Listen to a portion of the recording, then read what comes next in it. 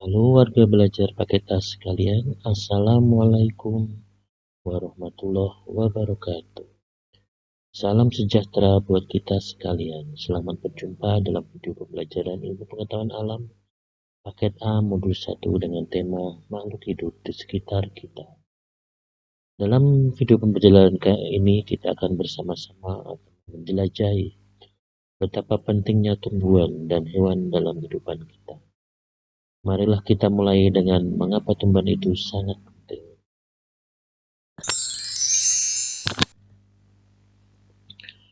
Mengapa tumbuhan itu sangat penting buat kehidupan kita?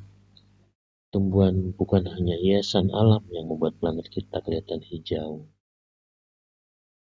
dengan aneka ragam warna bunga dan buah yang indah dan menyegarkan mata. Tapi tumbuhan merupakan pondasi kehidupan kita. Yang pertama, sebagai sumber makanan utama, tumbuhan menyediakan nutrisi esensial bagi manusia dan hewan di seluruh ekosistem. Bayangkan, gizi, nutrisi, dan pangan kita berasal dari mereka. Dari padi, sayur mayur, hingga buah-buahan. Kedua, tumbuhan adalah penghasil oksigen dan udara segar. Melalui fotosintesa, mereka memurnikan atmosfer, memungkinkan kita bernapas dengan lega. Tanpa ini, kehidupan kita akan sulit. Ketiga, tumbuhan mencegah akar yang kuat, mencegah erosi tanah, mengurangi risiko banjir, dan longsor, juga menjaga kestabilan tanah kita.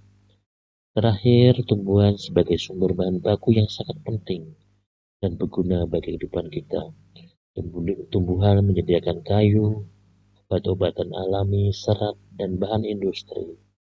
Maka jelas dari uraian di atas bahwa tumbuhan memiliki peran yang sangat penting bagi keberlangsungan kehidupan manusia di planet ini. Selain berfungsi untuk menjaga keseimbangan alam dan keberagaman hayati. Selanjutnya kita akan mempelajari bagian-bagian tumbuhan dan fungsinya. Sekarang kita bedah satu persatu bagian-bagian tumbuhan dan fungsinya. Yang pertama adalah akar. Akar adalah bagian terbawah dari tumbuhan yang berfungsi untuk penopang, terus untuk menyerap air dan mineral. Juga untuk menyimpan cadangan makanan untuk tanaman tertentu seperti umbi-umbian. Akar adalah bagian vital yang menghubungkan tumbuhan ke tanah. Bagian tumbuhan yang kedua adalah batang yang fungsi sebagai penopang struktur, mengangkut nutrisi dan penyimpan energi. Bagian tumbuhan yang ketiga adalah daun yang berfungsi seperti dapur makanan, yang memasak melalui proses fotosintesa. Daun juga bisa diibaratkan seperti paru-paru yang berfungsi sebagai alat pernapasan bagi tumbuhan.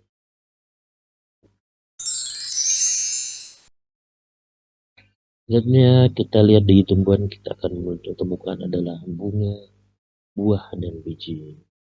Bunga adalah alat perkembangan biakan yang utama yang menarik penyerbuk untuk proses reproduksi. Buah melindungi biji dan membantu penyebarannya, sementara biji adalah embrio atau calon tumbuhan baru yang siap tumbuh saat kondisi mendukung. Selanjutnya kita akan mengenal hewan di sekitar kita. Hewan memiliki karakteristik yang unik. Mereka butuh makan, bernapas, bergerak, dan tumbuh.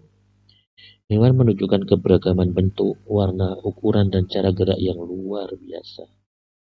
Kita bisa mengklasifikasikan berdasarkan interaksi. Yang pertama, hewan peliharaan seperti kucing, anjing, yang hidup berdampingan dengan manusia sebagai teman.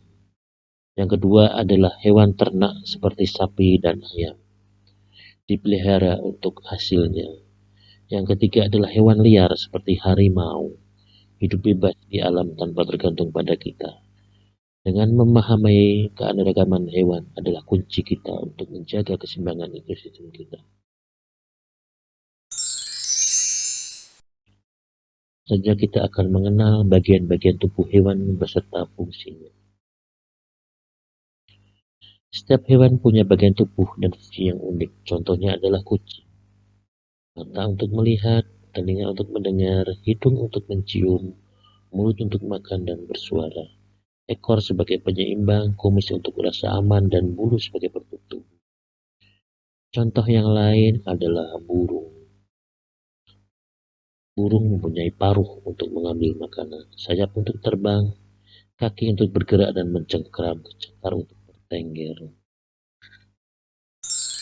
Contoh yang lain yang berbeda adalah ikan, di mana ikan mempunyai habitat di air.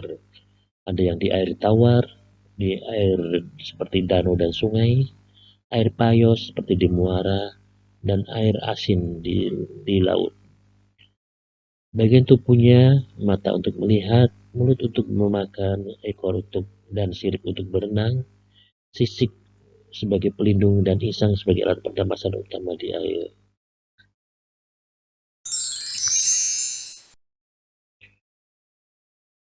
Hewan mempunyai persamaan. Mereka punya persamaan untuk ukuran dan bentuk, seperti kerbau, sapi, dan kuda. Yang kedua, mereka mempunyai kesamaan dalam penutup tubuh. Ada yang binatang berbulu, ada yang bersisi, ada juga dengan berkulit berambut.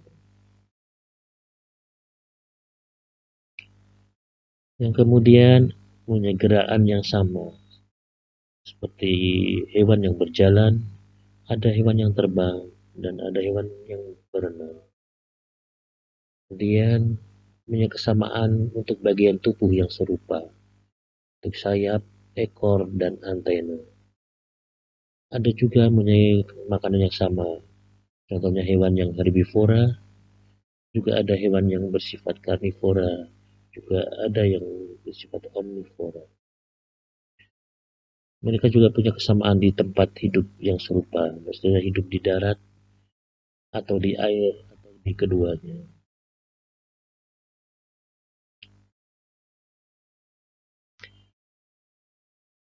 Ini sangat membantu kita dalam mengklasifikasikan dan mengapresiasi keanekaragaman hayati.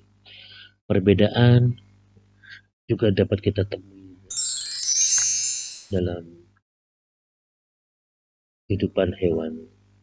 Misalnya dalam kemampuan terbang, ada hewan yang tidak bisa terbang, ada hewan yang terbang. Dalam bentuk tubuh, ada hewan yang berbentuk pipih, ada yang berbentuk bintang, ada yang berbentuk panjang. Ada juga dalam habitat alami. Mereka ada di darat, air, dan di dua alam. Ada yang bercangkang, ada yang tidak. Ada yang ukurnya besar, kecil, atau bervariasi. Juga dalam warnanya. Beragam warnanya, ada yang kamuflase, ada yang mencolok. Mereka juga berbeda dalam membangun sarang, ada yang membangun, ada yang tidak membangun. Juga dalam perawatan anak.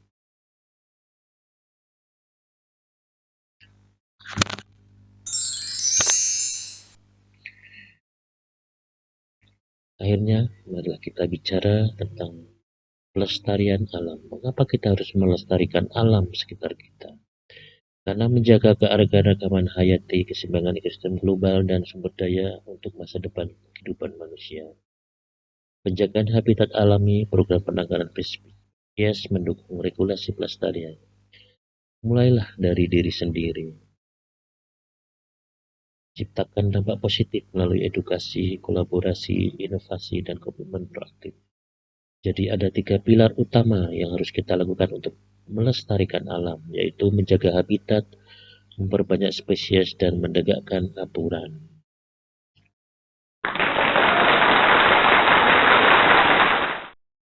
Demikian tadi video pembelajaran untuk mata pelajaran ilmu pengetahuan alam paket A modul 1 dengan tema makhluk hidup di sekitar kita.